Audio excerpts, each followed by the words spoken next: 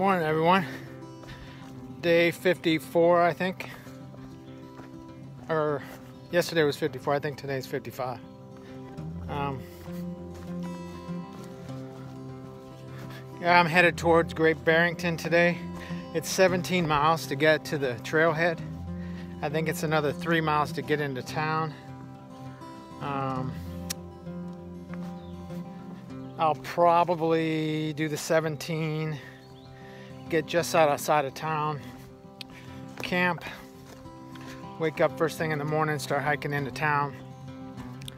3 miles won't take me very long road walking. I think the Price Chopper, although today is Saturday, isn't it? So tomorrow's Sunday, Price Chopper might not, they'll be open by 8, so I'll be good, even if it is on Sunday. So I'll hike the 3 miles into Barrington in the morning, I'm assuming. We'll see when I get there. I'm not going to go into all that today. I'll let you know tomorrow. Like I said, no more pre-planning. Just when I get there, I'll tell you about it when I get there. So I need to. Almost went there again, huh? Already. So what's it? How soon we forget, or something like that. I was gonna say, yeah, last night's story about the bears was true. I wasn't dreaming. Wasn't in my tent waking up dreaming. Yeah, 5 bears, 2 cubs and 3 adults. Pretty cool. Most people go the whole trail without seeing a bear, and I saw 5 within the matter of, what, 20 minutes? So, pretty cool. Back. So, bear story, that was good. Bunch of hikers, there's still, I guess there's, so I talked to a couple of Nobos this morning at breakfast. Most of the Nobos that started out at Springer are pretty much gone by. One of the guys this morning told me that there's a couple behind him. He goes, he was probably the last person to start from Springer. He started June 1st, which is really late to start from Springer. That's really late.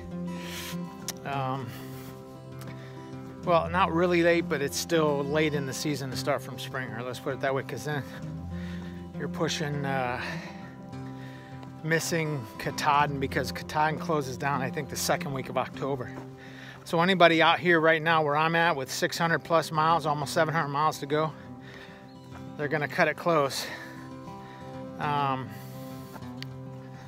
So anyway, he pretty much said he passed all the northbounders. He said he only knows of about 2 or 3 behind him. So I might run into those guys. He goes, they're not too far behind, so probably run into those guys today. And I might run out of northbounders. Other than, no, that's about it, really. So I'm probably at the beginning of the end of hiking with other people. Reason being, even the southbounders. So one of the guys that I ran into yesterday knows one of the hikers I ran into. I don't know if you remember when I talked about I ran into those southbounders that started on July 1st from Katahdin. There were 3 of them, and I talked about them a little bit. So one of the northbounders I met yesterday knows one of those hikers, and he's in contact. He's a really good friend of his. They are still in Vermont, the guys who left Katahdin first, which means I am ahead of the Sobo bubble, which is good in the aspect of shelter areas and campsites are gonna empty up and open up drastically here after these last few Nobos go by, other than day hikers and section hikers. I don't know if I ever explained it. Section hiker is where they're doing the AT, but they're only doing a section of it. Meaning they're doing it from Virginia to New York or something to that effect, okay? then you get those spattered all throughout the trail, no matter where you are.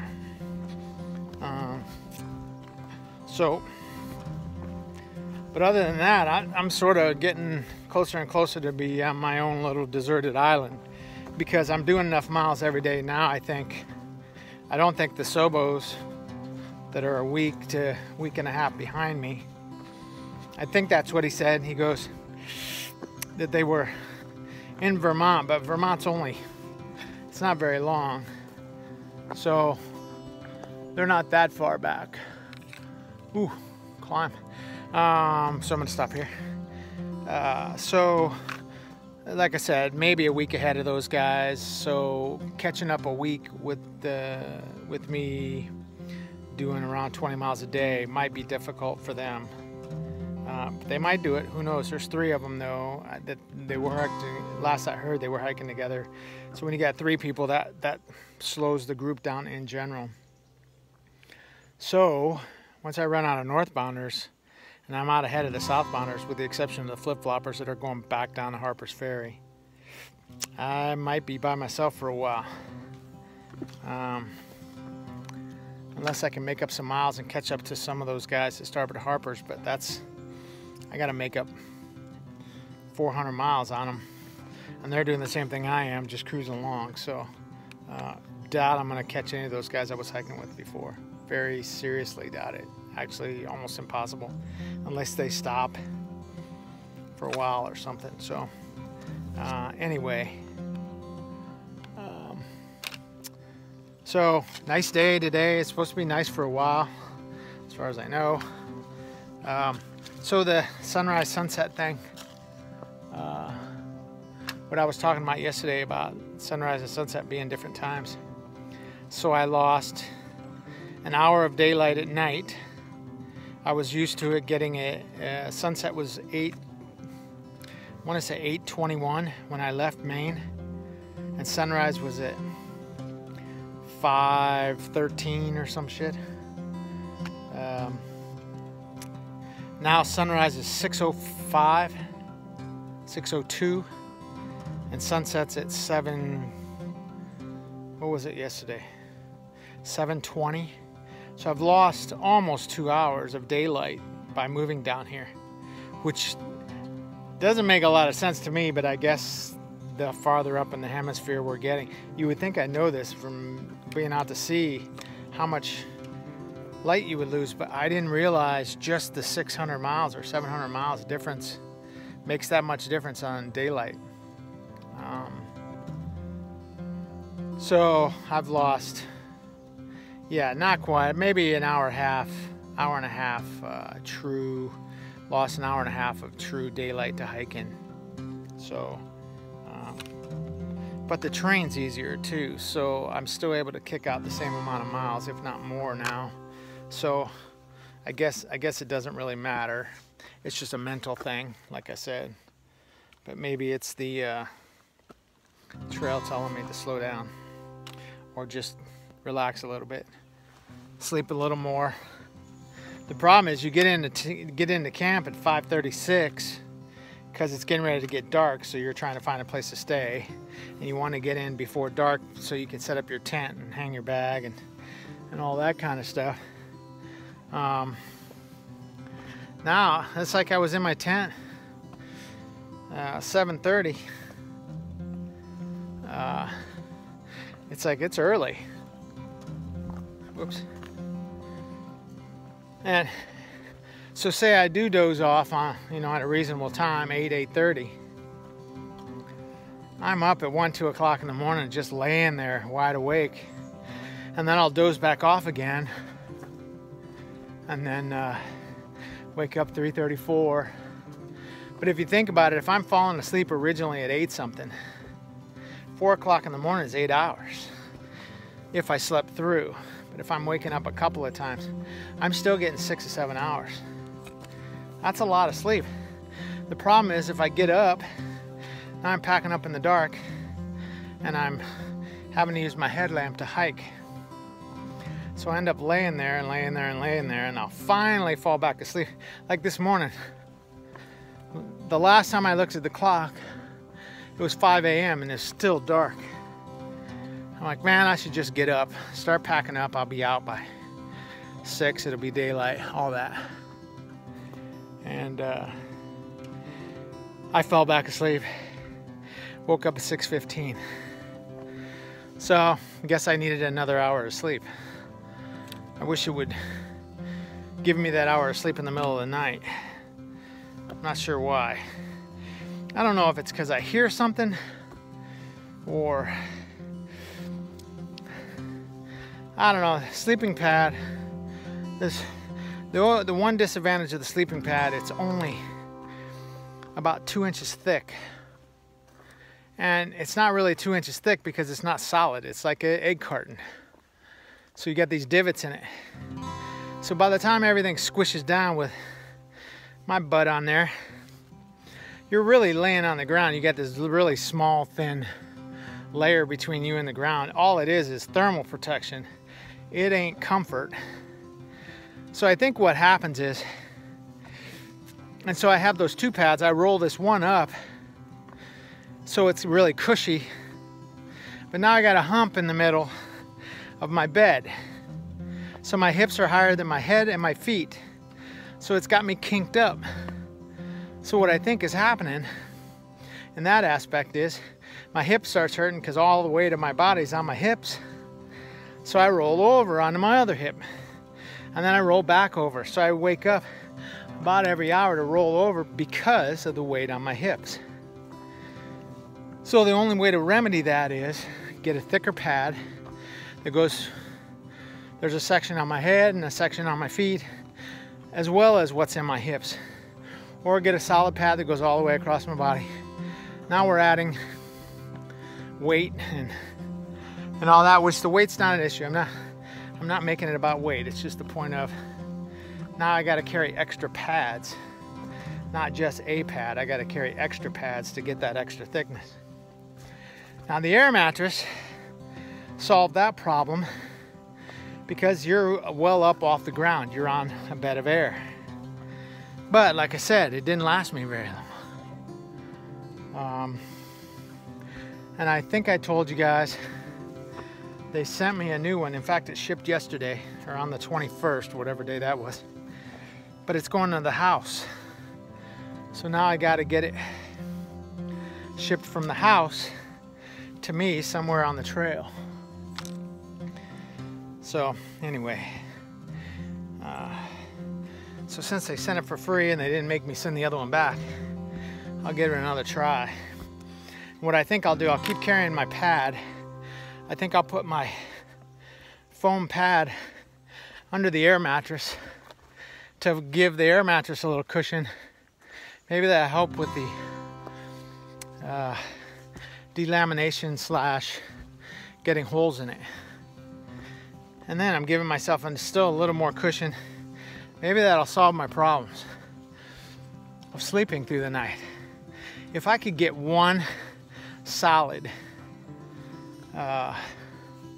6 to 8 hour night's sleep, I think I would wake up and freak out or something, because it just has not happened out here on the trail. The sleep is an issue. It's probably the only issue I have left is sleeping through the night. So anyway, all right, as you can tell, I'm walking uphill. So that's my story for now. Like I said, on my way to Great Barrington. That's the next town anyway, so whatever happens, happens there. And no idea what it's gonna look like today, but I will show you when I see it. Okay, I'm getting up into the daylight. See? But I'm in the deep, dark woods. But it's opening up. I'm getting near the peak now. So I'm assuming there's gonna be some sort of view up here. Boy, you really slow down talking on the phone. Trying to, because I'm distracted, so I'm walking a lot slower. Okay, so that's my story for now. Hope you guys are safe. I will catch back at you in a bit. The word of the day, boys and girls, is etiquette. So, I didn't get to tell you last night because it was late. My headphones were in my pack still, so I couldn't put my headphones on and use my microphone. I needed to talk softly. They wouldn't bug everybody. So about 2 miles from my campsite, before I got to the campsite, I'm walking along the trail, really nice section. I was even contemplating stopping in this area for the night instead of going all the way to my campsite. Although I'm glad I did now because of the bears, and there was a bear box at the campsite. So anyway, that's besides the point of my story. So we all know what etiquette is. Etiquette is things like when you're bowling etiquette. If someone's next to you on the lane right next to you is getting ready to bowl, you wait till they're finished and then you bowl. That's bowling etiquette. There's nothing in the rules that say you have to do that. It's just an etiquette thing. It's the right thing to do. It's respectful. Whatever definition, it's bowling etiquette. Just like in golf. You know, there's nothing in the rules that says you have to wait till a guy hits before you can say anything, move, whatever. But it's an unwritten golf etiquette rule. Well, sort of, because golf has its own rules, and they have a set of rules just for etiquette. But it's still sort of an unwritten rule that everybody knows when you play golf. When someone's in their backswing, you don't talk, and you don't, you know, you let them finish their swing, and then you go. Hiking etiquette. One of the sort of unwritten rules that everybody knows that's done any kind of hiking is you don't camp on the trail, okay? So, and I'll go over why here. I'll tell you what happened. So, I'm coming up to this area, and like I said, I was actually contemplating staying in this area because it was so nice. There was all kinds of areas I could have moved some leaves and stopped and camped. No problem. Okay? So really big open area next to the water. So there was water there, big pond or a lake, something like that. So it was a perfect spot. But I knew there was a bear box up there. I wouldn't have to hang my food. It was getting close to dark. I didn't want to hang in the dark, you know, that kind of thing. So I was pushing. And I come and I'm on this big flat area. And lo and behold, I come up, there's a guy got his gear strewn all over the trail. Like literally all over the place. And my first thought is, oh, he's trying to find something in his pack and he had to pull out all his stuff to get to it. Which makes sense. Guys do that all the time. They don't necessarily do it right on the trail, but you walk by someone that's got all their stuff strewn all over it. They're trying to get to something that was buried in their pack. So here I am, I walk up on this guy, and a couple things I noticed. One, of course, is the stuff he's got all over the place. Two, I saw the stuff, and it's expensive stuff. It's nice stuff. And the most important that stood out right away was it had never been used, okay? It looked like this guy went to REI, bought all this stuff, stuffed it in a pack, drove up to the trailhead near to where we were at, and decided he was gonna go out for the weekend. This stuff was brand new. His water bottles, he had Nalgene bottles. They were sparkly, see-through. If you ever seen a hiker's bottles, you can always tell if a hiker's a through hiker. You look at his bottles hanging on the side of his pack. They're cloudy. The labels are either crinkling and delaminating, or they're gone totally. You know, you can just tell the bottles have been used. He had brand new Nalgene bottles, sparkly, like they just, you know, they were brand new. So right away, I knew he wasn't a through hiker, and right away I knew he wasn't even section hiking. He was probably a weekend, or maybe even just a day hiker. I don't know, but he was getting ready to camp. He literally, and I walk up and I see his stuff. He's got his ground cloth laying right on the trail. Now, ground cloth is what you put underneath your tent to help protect your tent, and it also helps give you another thermal layer between you and your tent, so that it keeps it a little warmer. You don't have the ground cold coming through. Sorry, I got spider webs all over me this morning. So So the first thing out of my mouth, I don't even say hi. I don't say anything. Remember, you've heard my stories. I don't do disrespectful, okay? That's the one thing I just can't tolerate. I just can't tolerate being disrespectful. So he's got his ground cloth on. I'm like, first thing out of my mouth, you're not gonna camp here, are you? Right. This guy didn't know me from Adam, and I'm jumping on his case. I mean, I'm serious, dead serious. I'm like, you're not really gonna camp here, are you? And he looked at me. He says, yeah, it's the flattest spot I could find. I almost started laughing. The logic of this guy, I'm looking around, I'm like, look around you. There's flat spots everywhere. You don't sleep on the trail. And so he goes, why not? It's a good spot. I'm like, there's a reason the trail is here. I said, there's two reasons why you don't camp on the trail. Number one, it's disrespectful to other hikers. Because what you're saying to other hikers is you have more right to the trail than they do. And that you're better than them because you have more rights to the trail. You know, that's what you're saying when you do that. I said, secondly, what about leave no trace? Do you know what leave no trace is? I said, by you laying your stuff on the trail, I have to go off trail and I got to walk through the bushes. This is the kind of stuff. Look at the trail. I don't know if you can see it. Trail, and then there's weeds and bushes and ferns and everything all around there. So there's the trail, and then look next to it. So he has his ground cloth right there, and it's hanging over into the bushes, into the weeds, into the. Not to get off track with this, but there's signs all over out here. Please stay on the trail. The foliage is fragile, and the only way we can get it back to normal is by staying on the trail. So there's signs all out here. So he disregarded all the signs anyway. So I said, leave no trace. You're making me walk into the plant life to get around you. I said, I'll guarantee you there'll be night hikers tonight walking through here. You're gonna blow them away that you're sleeping on the trail. So he's looking at me like I'm speaking a foreign language. And he's not really saying anything. He's just looking at me. I'm like, you can't camp here, man. I said, you just can't. And he just stands there looking at me, doesn't say anything. He's not really rebuking me, but he's just looking at me like, okay, whatever you say, dude.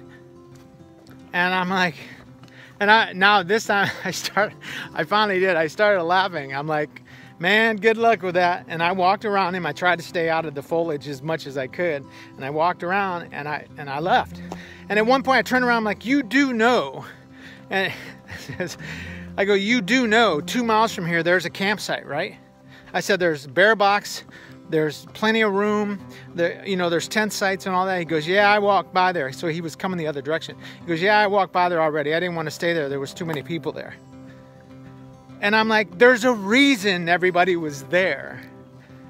And he just stood there looking at me, and I'm like, man, good luck with that. And I just walked away. So you can't fix stupid, okay?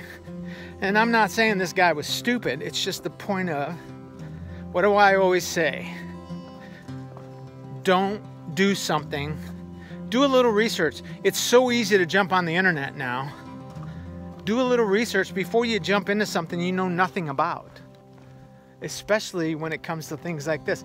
I mean, what he's doing could be dangerous. I mean, if he doesn't know what the hell he's doing, and he's out there, and he doesn't even know how to use his gear. He's looking, he's got stuff. It was comical. I just got to say, considering as inconsiderate as this guy was by sleeping on the trail, he really had no clue. So I guess ignorance is bliss. It doesn't make him stupid, but it just makes him, like I said, disrespectful. So sorry, that's my rant for today.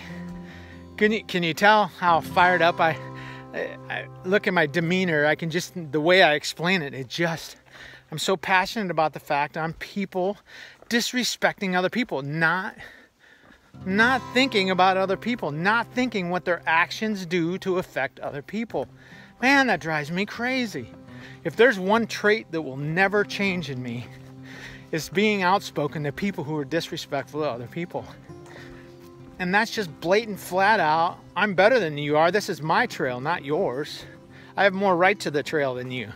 Dude, I just want to slap the guy.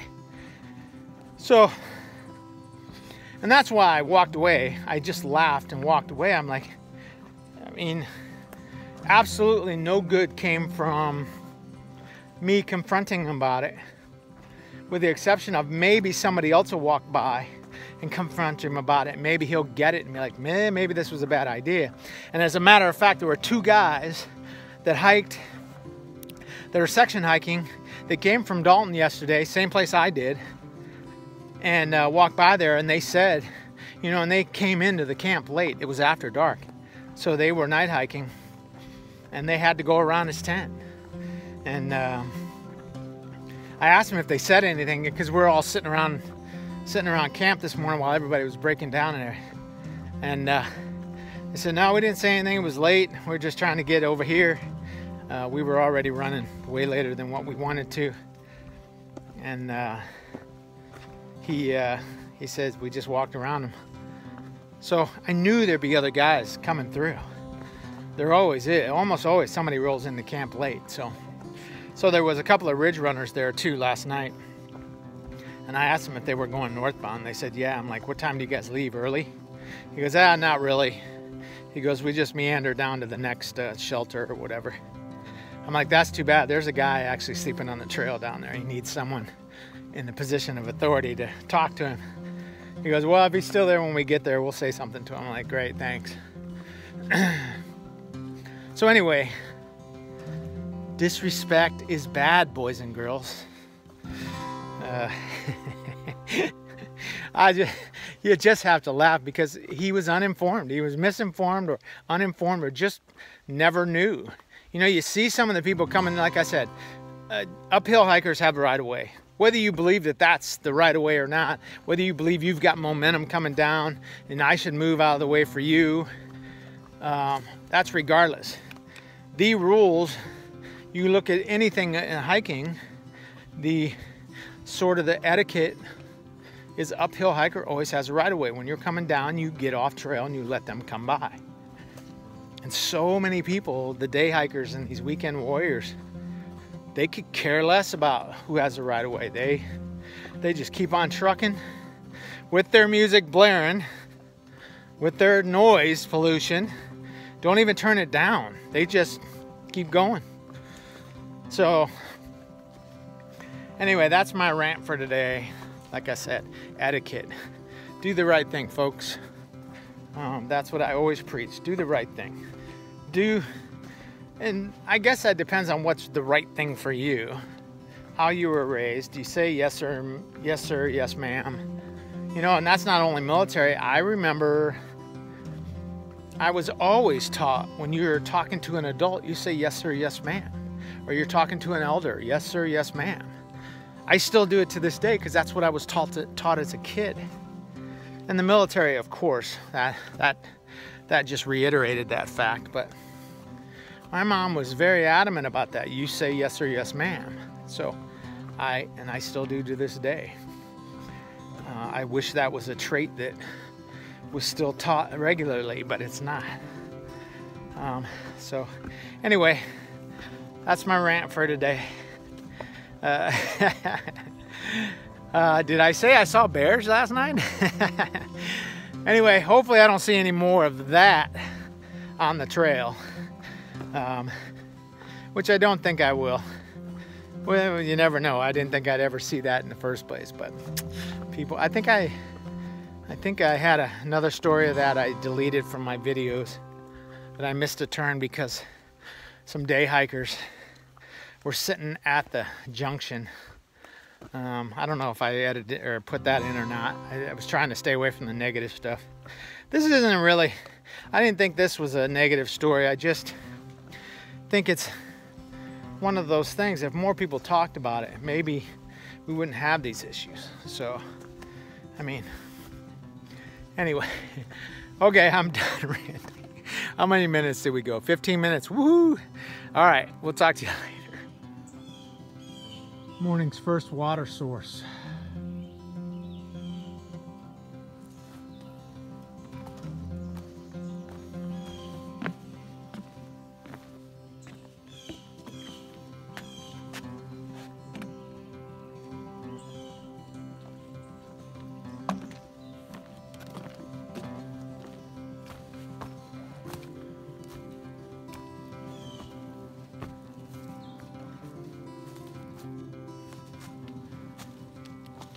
So when I just showed you that, when I said first water source of the day, so on my way up the hill today, up the way hill hill relative term, mountain, I passed a father and son that was at the same campsite as I was at last night. And he's probably 15, maybe, something like that. Anyway, we were at the campground. We were at the campsite. This isn't what I was going to start telling the story. I'll finish my story in a minute, but I got to tell you this other part of the story. We're at the campground this morning, and the kid was complaining about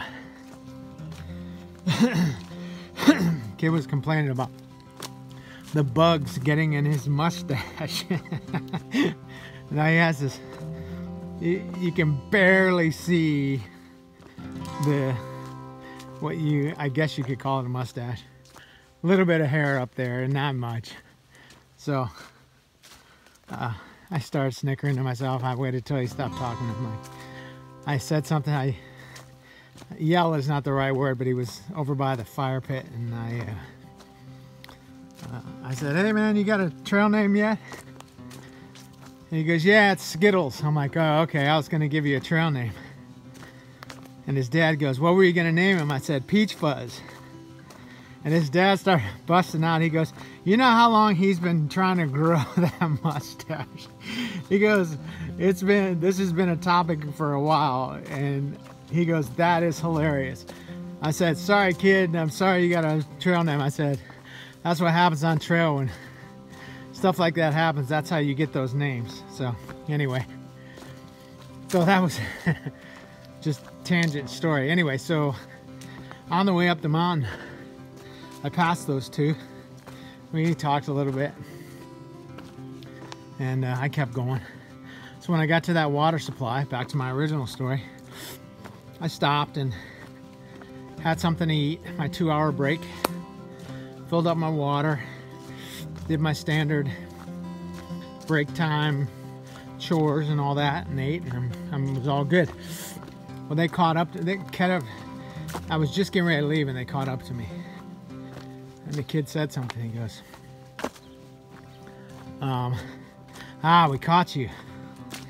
I'm like, "Man, it's not a race, and I got no place to be, so I can meander all I want. I'll get to wherever I need to go today, and I'll get up tomorrow and keep going." And I realized what I said as I was walking away. I said, have I come to some place in my mind where I lost my train of thought, because I've come to a place I don't know which way to go, although I think I just saw which way. I said, have I mentally lost my urgency? You know, up north, like I said, goals, goals, goals. Just all I could think about was getting done with the north.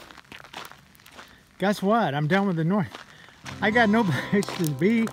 I got no place to go. I do have a place to go, but if I make it to Great Barrington today, great. If I don't, I don't. If I go past there, I get there. It doesn't matter. So, what a cool, I think that's a good place to be. And I said it without even thinking about it. I said this, you know, to the effect of, you know, it's not a race. I got no place to be, so on and so forth. And I said, and I said that naturally, just in a response to someone's question or someone's statement. So that's good. And I really don't. I noticed it this morning it's not like I'm pushing myself. I'm strolling along, normal pace, not pushing hard, not thinking, oh, I got 17 miles of Great Barrington. I need to do the 17 today so that I go in early and I'm back on trail tomorrow night. I don't have to stay in town, you know, that kind of thing. Yeah, if I get the 17 in, I will, and I think I will anyway. Just once I get to close to end of day, I'll be looking at it. I'm like, okay, I'll get myself strategically positioned to make a push into Great Barrington tomorrow. So it doesn't really matter where I stop. So that's good. Yeah, Great Barrington. I just stopped, what, 3 days ago? 2 or 3 days ago. I don't need to stay in a hotel again. Don't need to spend that money. I don't need anything. I wouldn't mind topping off my battery pack. You know, that kind of stuff. That's the one thing that I haven't really taken into account yet. Of the days that I go into town without staying in a room or staying someplace, I got to figure out how to charge my device, my battery pack. And in doing so, depending on how far my battery pack is depleted, even with my fast charger, I think it takes several hours to replenish my battery pack. So I think it's one of those, and this will be a good test. I got 3 out of 4 power dots, as I call them, left.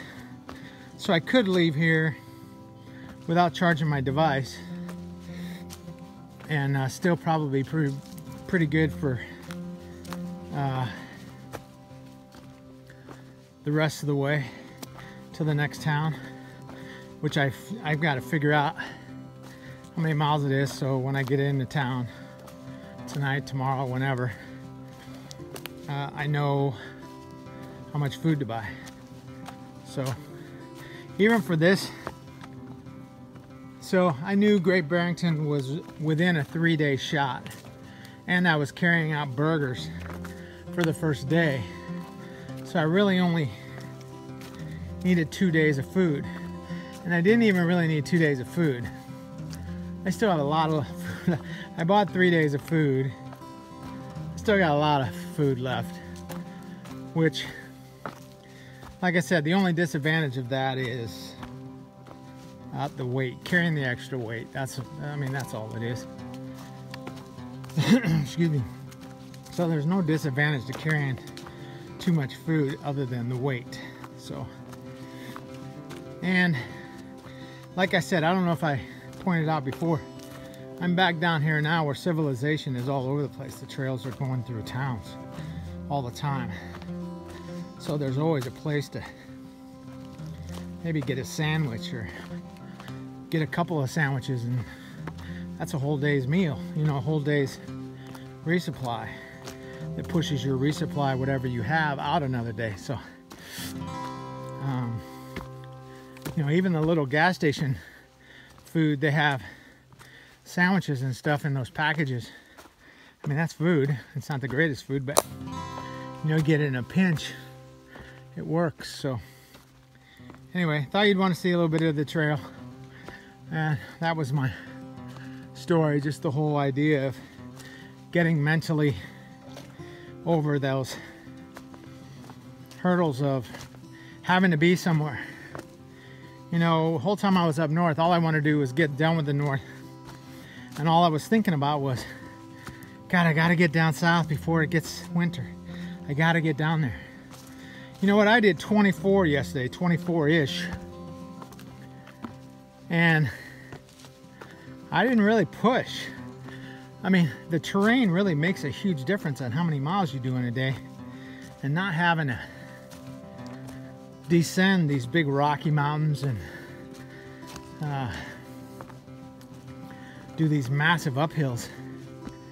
I mean, you can bust out quite a few miles without even trying. So You know, I'm a slow and steady 2.5 mile pace. And on this kind of terrain, doing 2.5 miles an hour, it's not difficult. You know, I like to think I do the 3 miles an hour once in a while. And I do, but that's not out here, at least not yet. I do out on the PCT, I keep saying PCT. The JMT, I was doing 3 miles an hour. Jeff and I were busting out some miles on several days. And we didn't have really any issues. And we were definitely pushing 3 miles an hour or more. But out here, a little different. So, anyway, ranting. Talk to you later.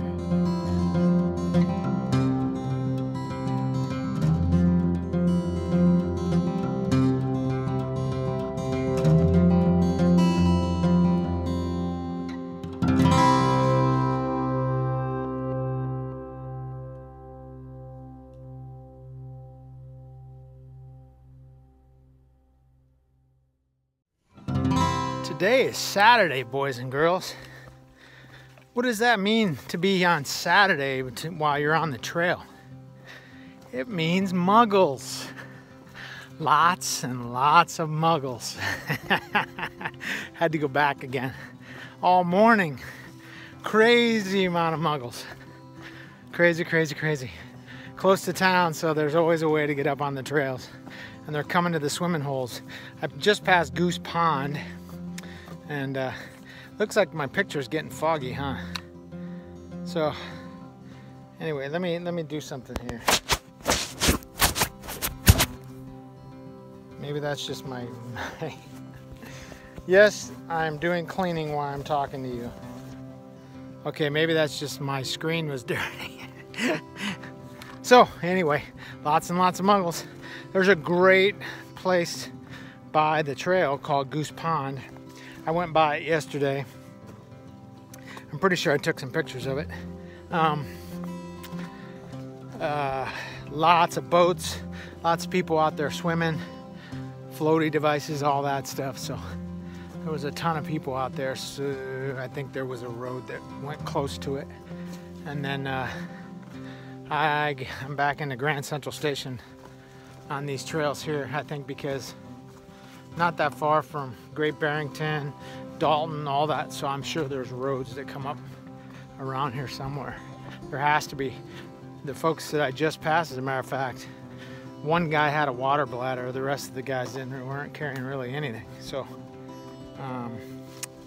don't think they're going very far, and they couldn't have come from that far. And I know they didn't camp because they didn't have camping gear, unless they left all their camping gear to go hiking. So but anyway, muggles, Saturday.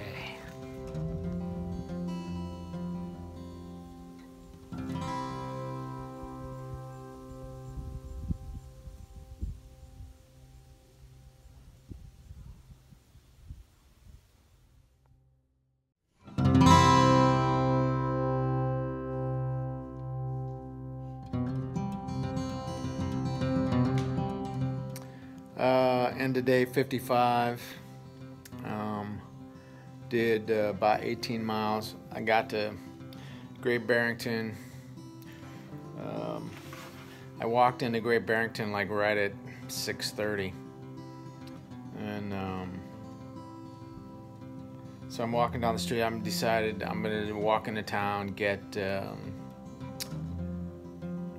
resupply, and then get resupplied, and then walk back out of town. So I start walking. It's about 3 miles in to the store. They have this little bistro place on the right hand side of the road as I'm walking down. Long stretch without water too. I got into town, I was like, water. I'm gonna buy another bottle of water, so I have another liter available to me in my pack. I went almost 10 miles without water yesterday. It's a long ways. There was just no water. All the water resources were dried up. So, well, careful what you wish for. This next week is supposed to be 5 of 7 days are raining in some way, shape, or form. So looks like that might not be an issue anymore. So anyway, I started walking into town. The bistro closes at 7, and I walked right up to it. It was still open when I walked up. I'm like, score, I can get a sandwich or a burger or something like that. And they closed the window just as I walked up. I was like, oh man. So I kept walking, went to the store, or I started walking to the store. Now it's starting to get dark. The whole 7, a little after 7, it starts getting dark. I'm like, oh man, I'm never gonna make it back. I'm never gonna make it in to resupply, and then walk back out of town and get back out on the trail. And it's a long ways in. 3 miles may not seem like a lot, but when you've been walking 17 miles, almost 18 miles in a day, and walking a road walk for 3 miles, it's a long walk. So nobody will pick you up anymore. The hitchhiking thing is, I guess it just depends on where you're at, but nobody will pick you up. So that's the disadvantage of COVID year. No trail magic. Most other years, you never hear a problem of any hikers getting picked up. So anyway, I got to the store. I'm like, so I got online to see. I knew there was a Days Inn here, and so I got online. $139 because it's Saturday. Like, I'm not paying $139 to stay at the hotel, or $129, I think it was, after taxes and stuff. So I'm not doing that for 12 hours. So I'm debating on what I'm gonna do, and then I'm like, screw it. Maybe I can get a discount or something like that, because I was past the point of giving up. Giving up for the day, let's put it that way. It's too far back to walk to go back to the trail. Now there's woods all over the city. Each building has a bunch of forest behind it and all that. I really came close to like, let me find a little spot somewhere that's hidden from view, and I'll just pitch my tent in town. That's got its own challenges in itself, and I'm not a big fan of that, because most towns, especially trail towns like this, they frown upon that. So I didn't want to do that. So the only choice I had was to stay in the hotel or walk all the way back in the dark, and then try to find a stealth spot in the dark, which is all but impossible because you can't see the terrain, you just don't know what's going on. So I'm like, screw it. I got online, tried to book a room, said it was sold out. I'm like, now I really don't have a choice. So I'm standing in the supermarket, and I'm just like, what the hell am I gonna do? And so I decided to call the hotel and say, hey, do you have any rooms left? He goes, oh yeah, we have lots of rooms. I'm like, online it says you're booked up. He goes, yeah, sometimes the manager does that, tells the places that we don't have any more rooms or something. I don't understand that thought process. So anyway, I said, okay, what can you do for me? He goes, do you have AAA? I'm like, yeah, but I can't prove it. I don't have my AAA card. I said I'm military. I said I don't have my ID card. I don't carry that stuff. I said I'm a hiker. You have a hiker rate. He says, yeah, we got hiker rate. You're all good. Come on down. We'll give you a room. I'm like, okay. So I get here, and so unfortunately, it's still expensive, but he goes, yeah, he gave me a room for $89 with tax. It ended up being a little under $100. I was like, at this point, I'm good. I probably would have paid the $130 if I'm not being honest. But and it's Sunday here, so if you haven't noticed, it is Sunday now while I'm filming this. I forgot to do end of day yesterday, so that's why I'm doing end of day, but I'm still in the room. Checkout's at 11, but I've got all day. I'm not going to try to push out any miles. All I'm going to do, I still have to resupply because I didn't do the resupply once I talked to the guy. I skipped the supermarket, came down here, and got in the room, got cleaned up, and went and got some pizza and had a couple of beers and just relaxed. So it was good. It's good. So the goal today is to resupply. The bistro opens at 11, so I'm going to stop there. I should be back there, 1 o'clock. Get food for the rest of the day. Get a sandwich for lunch, and and then get a big sandwich for dinner tonight, so I don't have to go into my stores, like I said. I looked at the thing I need to, my next good option for stopping for resupplies 3 days away. Reason why I tell you that is because, and I know some of you might say, you know, staying in town, aren't you supposed to be on the trail? I'm hiking the Appalachian Trail. I'm not sleeping the Appalachian Trail. It doesn't mean I'm gonna sleep every night on the trail. You know, the luxuries of home, the luxuries of a bed, the luxury of a shower, laundry, all of that stuff is, man, you'd be surprised how, what's the right word? How precious that is sometimes. I don't know what you call it. The relief of that is sometimes, because the trail, you know, you're doing the same thing over and over and over and over and over and over. You need something to break that up, or it would just, wow, it would just eat you up, I think. Maybe not. I mean, I don't know. Back in the day, it didn't for those guys. So, you know, it's hard to say how it would be if we didn't have the resources we do with the trails or the towns. But it's hard not to get sucked into town. Like this, I had no intention. I had every intention to come in here, resupply, and getting back on the trail. Not do anything in here. But I just got in too late. It took me too long to get here. And it changed my whole thing. So anyway, the hard part about the towns is not getting sucked in. It's really easy to just, man, I just need a room. I just want to relax. Problem is there's no hostels in this area of the country. Until we get to southern Virginia, I think, there's no more hostels. The thing about a hostel is you can get a bunk for $25.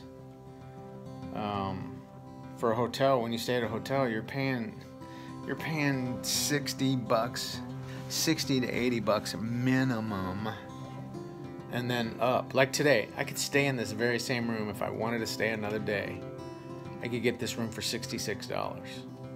It was because it was Saturday. It's why the price was so high. My timing sucks at that. I always end up, I even skipped a town once so that I would be in the middle of the week.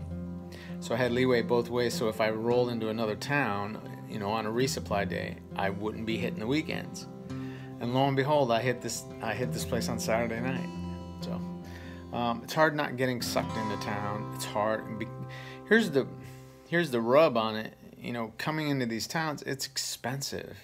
Think about when you ever went on a road trip or you ever went on a vacation or whatever, how much money you spend on food, how much money you spend on drinks, you know, just sodas and water and all that. How much money you spend at the grocery store and then your lodging and everything. It's expensive. It's like being on a perpetual vacation. So it's really hard to come into town because you want to utilize all the resources. But at the same time, it's really hard to come into town because you can't afford to stay in town all the time. So I have a X amount of money budgeted for each month. And I keep telling myself, as long as I don't exceed that budget, then I don't care how many times I stay in town. If I can stay at a hostel for $25 a night, I could stay in a lot of hostels. But $100 a pop to stay in a hotel, that's not even close to being in the budget. So, but sometimes you got to sometimes mentally it's worth the cost, and it's worth not staying someplace else down the line to stay within budget. And at the same time, you need that. And I mean, what was it? Well, it wasn't that short time ago that I stayed someplace else. So, Pittsfield. So I'm 5 days removed from that. So I'm about right there. Anyway, ranting again, or just rambling. Anyway, like I said, 18 miles, almost 18 miles. I'll be back on trail today, and then get a few miles down the trail, and then I got 3 more days to get to the next place. But there's not much resources there except for a little small store that is right on the trail. This is key. Doing the towns that are right on the trail changes the dynamic of going into town, because you can roll in, resupply. You don't have to walk 3 miles, get your stuff, and keep walking. You know, it's just one of those things. So, I'm getting ready to hit New York. I don't know how many miles I got till New York. I should have looked it up before I started talking to you. I'm almost at 700 miles, by the way. The miles are going to start peeling away here pretty quick because, like I said, the terrain is being very forgiving at the moment. I don't know. I heard New York's rocky, so we'll see how that goes. Anyway, that's my story for yesterday and today. So I hope you guys are safe. I will talk to you tomorrow or today. I don't know. That's my story.